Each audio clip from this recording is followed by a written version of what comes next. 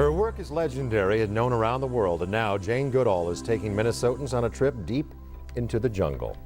Jane Goodall's Wild Chimpanzees Omni-Theater film made its debut today at the Science Museum of Minnesota. The film features rare close-up footage of Goodall and her chimpanzees in the jungle of Tanzania.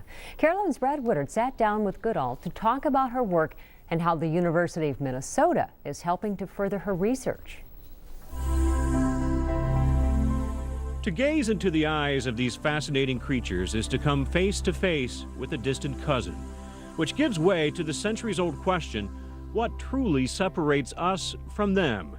The answer to that question has been 40 years in the making and is largely the result of one woman's work. What is the difference? We differ in the structure of our DNA by only just over 1%. And you can get blood transfusions from chimps if you match the blood groups, and they're capable of intellectual abilities we used to think unique to us, and they have emotions, happiness, sadness, fear, despair. The year was 1960, and an inexperienced Jane Goodall, 26 at the time, arrived in Tanzania to study the chimpanzees of Gombe. The former secretary from England had never even seen a chimp in the wild before her arrival, and it would be months before a close encounter. And describe for me that first encounter. It was such a magic moment. I felt so absolutely thrilled and in a way humbled, because here were wild creatures who'd grown up fearing humans, and now I'd gained their trust. So it was completely magic, and also a feeling, now I've made it, now it's going to be okay. The chimpanzees gradually grew accustomed to Goodall's presence and even welcomed her into their realm. And so began the longest continuous study of animals in the wild on record. A study documented in a new IMAX film produced by the Science Museum of Minnesota. Why this film? Are you trying to expose a new generation?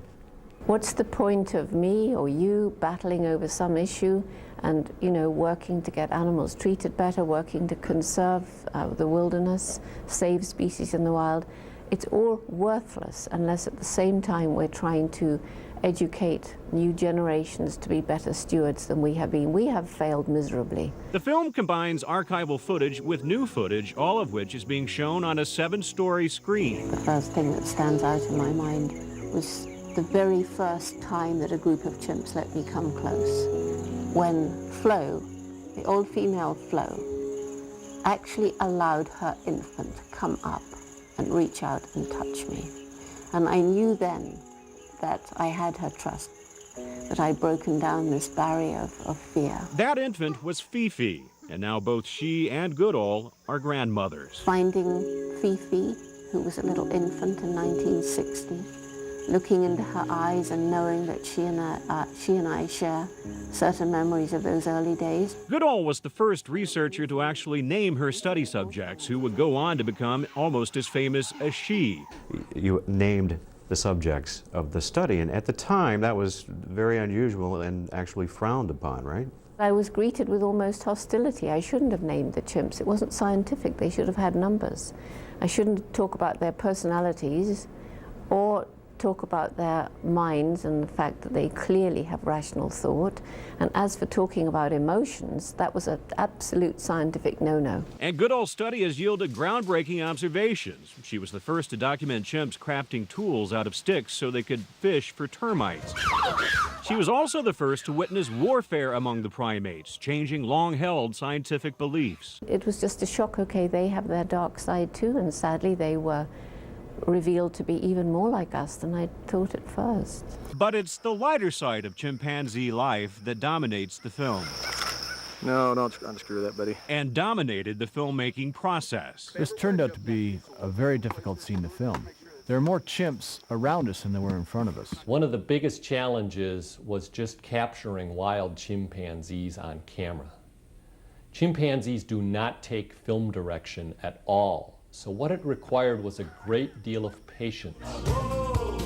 The film also features the young researchers who are continuing Goodall's work in Gombe, like Elizabeth Vincent Lonsdorf from the U of M. She's inspired a lot of people with her findings and her courage, and she's found out that chimpanzees are much more similar to humans than we ever knew before. Lonsdorf is one of 4 researchers from Minnesota currently working on projects in Gombe through the Jane Goodall Institute's Center for Primate Studies at the U of M. This is Jane's first journal. The center is home to 40 years of raw data from Goodall's research, some 300,000 pages, including Goodall's handwritten notes. I went boldly up, closer than yesterday, petrified really. It's hard to believe that such a volume of knowledge evolved from these first few days. Exactly, it really is. And new data keeps pouring in, 600 hours of video today. So what we have is this incredible record of one group of chimpanzees. It's kind of, you know, at one level it's a soap opera where you have stories of all these families. And the storyline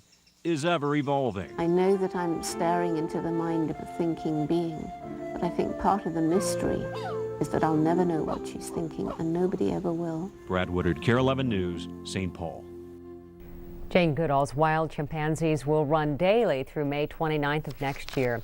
For show times and ticket prices, we've set up a link on KARE11.com, or you can call the Science Museum at 651-221-9444.